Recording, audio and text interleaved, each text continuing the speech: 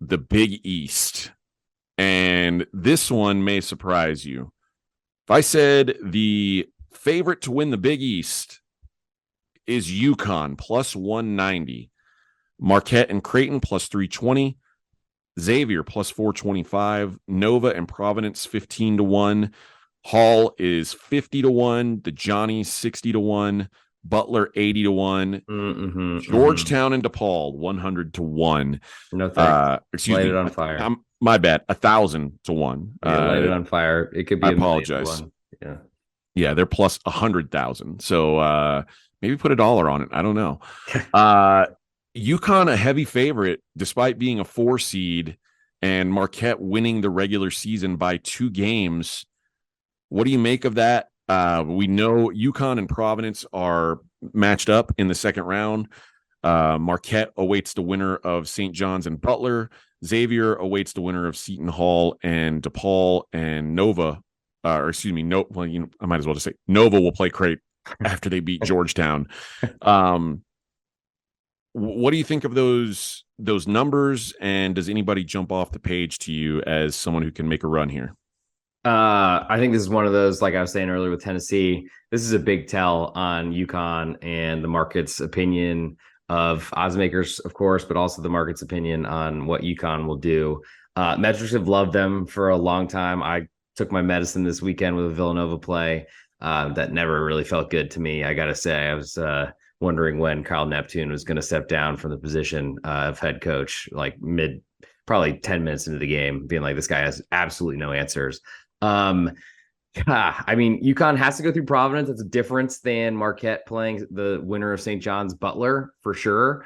But I also remember that UConn was a road favorite at Marquette and smashed Marquette at home later in the season. UConn's got a lot of 3-point shooters, a lot of part of that team that can just smash teams. Kind of like I said in tournament play, you need to go out there and win games easily because you don't win all those coin flips against good players, basically. I think the Providence game is going to be, a little bit tougher than maybe the market would expect. PC at 10-1, but I also am from there, and it's possible I have a little bit of a Friar blood in me still, though I feel like they're playing so poorly down the stretch. Yeah, my stepdad even texted me like, "What the heck's wrong with Ed Cooley right now?" Which is hilarious, but. I think PC.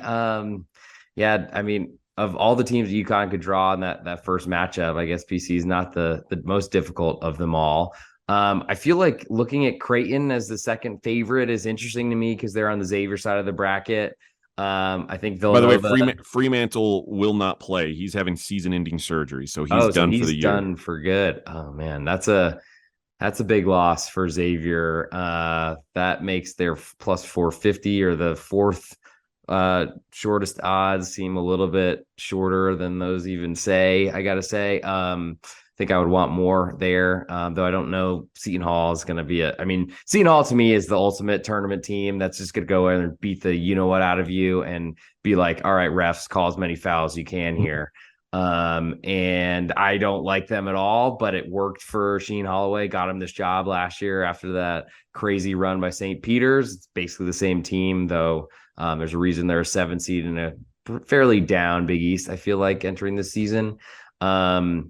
I'm struggling to find value here. I got to say Marquette at over 3-1 as the 1 seed is helpful because of that first game, but then having to go through UConn and a Creighton most likely or a Xavier or something like that from the bottom half doesn't seem that easy. I don't know. I feel like UConn is a deserved favorite here. I'm trying to learn from my mistakes this past weekend and maybe defer to that as being the true outcome here. Yeah, I still have some love for Creighton. I still feel like they've got the best player in the conference in Kalkbrenner, a guy, especially in a tournament setting, a guy who can take over. What I don't love is that potential Villanova matchup. Villanova, if you look at Bart Torvik and you filter just the last month, Villanova is the best team in the country.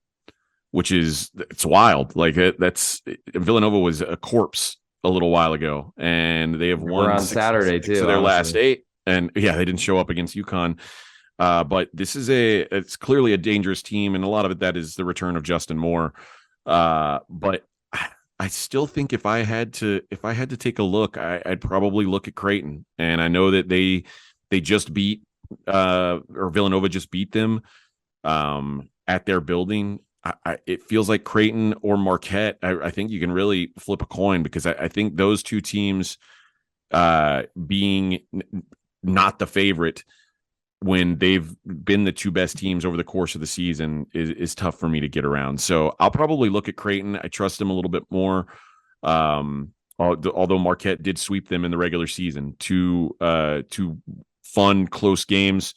And we talked kind of about the calls going Marquette's way in that last one. But I think I'm going to lean to Creighton here for my pick in the Big East. I support that. Also want to point out that UConn is so close. It's a very simple, easy train ride from anywhere in Connecticut down to Madison Square Garden. So don't try to fight any UConn fans if you're in the stadium, because they will fight each other if they can't find someone else to fight. But they are going to be there. They're going to be loud. Don't care about St. John's. It's going to be all UConn all week.